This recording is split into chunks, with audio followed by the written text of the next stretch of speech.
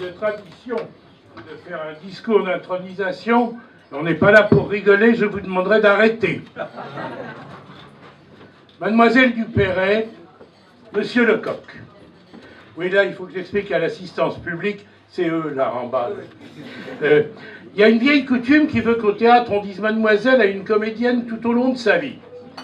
Cette tradition est sans doute venue du fait qu'elles se consacrent exclusivement à leur vocation artistique et que, du coup, elles ne se marient sans doute jamais. Ce n'est qu'une hypothèse, hein, et puis de toute façon, c'est leur problème si elles ont décidé de rester vierges, tant pis pour elles. D'ailleurs, leur sainte patronne est bien Sainte Jeanne d'Arc, qui elle aussi mourut sur des planches. Et vierge, donc martyr. Bon, ne méprisez pas le rôle des saints patrons. Ils ont du travail, ils doivent donner l'exemple. Vous voyez Sainte Barbe, patronne des pompiers. Elle aussi, elle doit se donner du mal toute la journée des pompiers. Ou Saint-Luc, le patron des faiseurs d'anagrammes.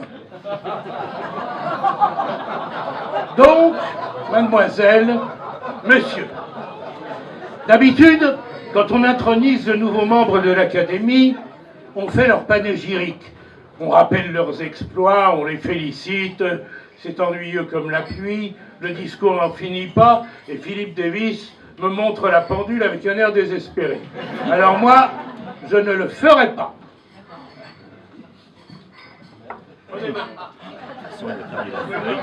Tu le jettes, non. Vous ne m'entendrez pas dire un mot sur la carrière d'Annie Dupéret. Ni qu'elle a été engagée dès ses débuts par Jean Meyer, par exemple. Oh tiens, j'ai une anecdote à propos de Jean Meyer. À la Comédie Française, il y avait encore un trou de souffleur à l'avant-scène. Et puis alors un soir, Jean Meyer a eu un trou de texte, lui. Et le souffleur était en admiration devant lui. Alors il ne suivait pas la brochure, il le regardait. Alors Meyer frappe du pied, là. Une fois, deux fois. Et alors l'autre se réveille et il fait « Ah oui, page 60 !» Bon. Donc je ne dirai rien de vous, chère Annie. Ni de votre vie au théâtre, ni de Jean-Louis Barrault qui vous a fait jouer tous les ubus, ni de ceux qui vous ont fait travailler, Pierre Mondy, Bernard Murat, Andreas Voutsinas, Patrice Kerbraille, Emmanuel Schmitt, Didier Long. Rien même de votre pièce « Les chats de hasard » jouée l'année dernière à Edouard VII.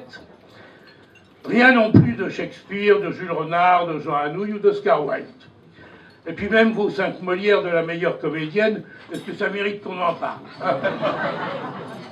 Pour le cinéma, pareil. Je ne citerai aucun de vos 45 films, pas même Un éléphant, ça trompe énormément, où vous êtes passé par erreur, comme Marilyn Monroe, sur une bouche de métro dont on se demande d'ailleurs ce qu'elle faisait là dans un parking en sous-sol. Ben, je ne parlerai pas non plus du César que vous avez eu pour ce film. Est-ce que je dirais quelque chose de vos 15 bouquins, dont ceux dans lesquels vous êtes obsédé par les chats, de vos romans, de votre prix de l'Académie française? Non. De la télé non plus, je ne dirai rien. Surtout pas de la série Une famille formidable. D'abord, il en a déjà parlé. Et puis 7 ans de collaboration avec Bernard Lecoq ici présent, ça lui ferait trop plaisir. Et justement, venons-en à Bernard Lecoq. Alors vous, c'est la même chose. Il fallait que je me mette à vous raconter les 75 films avec Michel Boiron, Molinaro, Granier de Fer, Claude Lelouch, Tavernier, Piala, Bertrand Blier, Chabrol, Junio, Duringer, Costa Gavras, ou vos 80 dramatiques de télévision, s'il fallait rappeler vos 3 Césars pour se souvenir des belles choses, pour Van Gogh, pour la conquête, on n'en finirait pas. Et puis pendant qu'on y est, pourquoi même pas la même famille formidable que celle d'Annie Dupéret, que je vous présente d'ailleurs, hein. Bernard Lecoq, Annie Dupéret, Bernard Lecoq. Je voudrais plutôt vous mettre sur vos gardes. Vous entrez aujourd'hui à l'Académie Alphonse Allais. Alors vous vous doutez bien que dès demain, le téléphone va sonner sans arrêt et qu'on vous proposera de faire vraiment du théâtre ou du cinéma. J'ai donc décidé de vous y préparer. Je vais vous faire passer une petite audition, très courte, rassurez-vous, et je vous donnerai mes conseils de metteur en scène.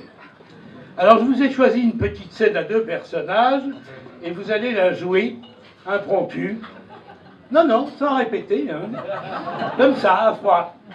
Le sujet, c'est une rencontre élégiaque, campagnarde.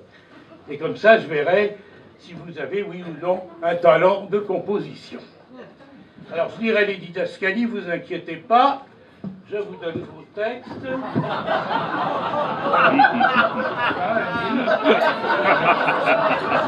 Voilà, Bernard. Il est très mal barré. Tu veux les miennes? Bon, quelqu'un a des lunettes? Fabienne, alors?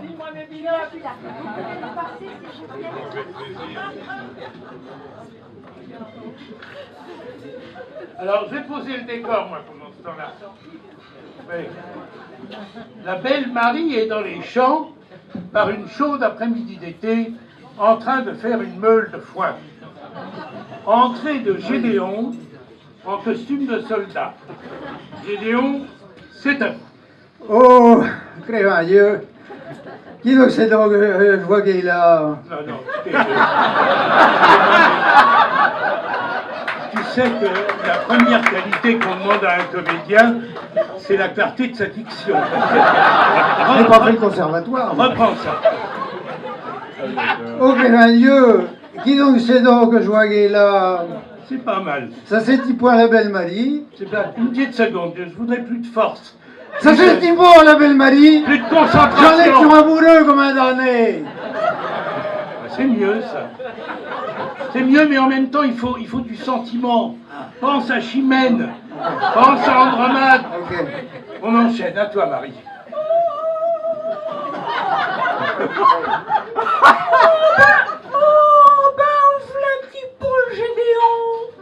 Qui me faisait danser logique pour les fêtes de la Saint-Martin, moi je le trouve bien à mon goût. Oh, les plaisants, hein.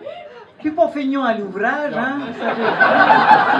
Non, mon petit, non, ça ne va pas. Non, mais non. Je te veux plus langoureuse. Plus par en dessous. Ça se passe dans le ventre. Ça doit venir des tripes. Attends. Relis ton Stanislavski. Bon, enchaîne, Bernard. Oh, ah pardon. Oh, toi et la Marie. Tu vas voir ce que tu vas voir. Avec un dieu de fumelle de garce. Non. Là, c'est écrit, tu vois, en aparté. Au théâtre, en aparté, on se détourne franchement vers la salle, on met sa main comme ça devant sa bouche, pour qu'elle n'entende pas. Fais-moi du labiche, du fédo. Recommence. Oh, toi et la Marie, tu vas voir ce que tu vas voir. Avec un dieu de fumelle de garce. Tu peux me la refaire, mais avec un léger clin d'œil au public? Je l'avais déjà fait, tu regardes pas ce que je fais. Ça t'intéresse pas mon travail. Bon, je recommence. Un crévin dieu de fumelle de garce.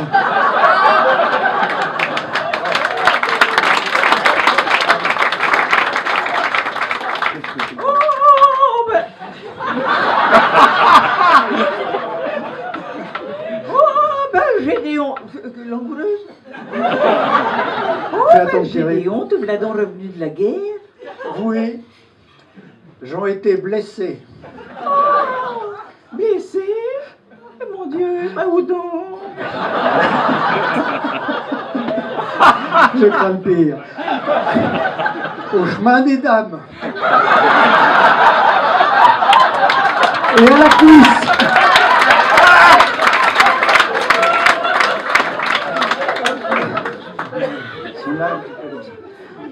Ça mérite un bisou.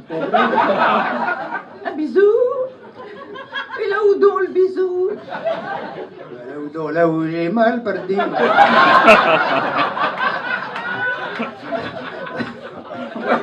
non, point, je dis malin. Ça sera sur les joues et puis voilà tout. Alors là, Bernard, tu tends la joue, mais toi, Annie, tu hésites. Toi, Bernard, t'attends là sans bouger, Puis vous, le public, aidez-les, quoi. Hein? Allez, le bisou. Le bisou, le bisou, le bisou, le bisou, le bisou.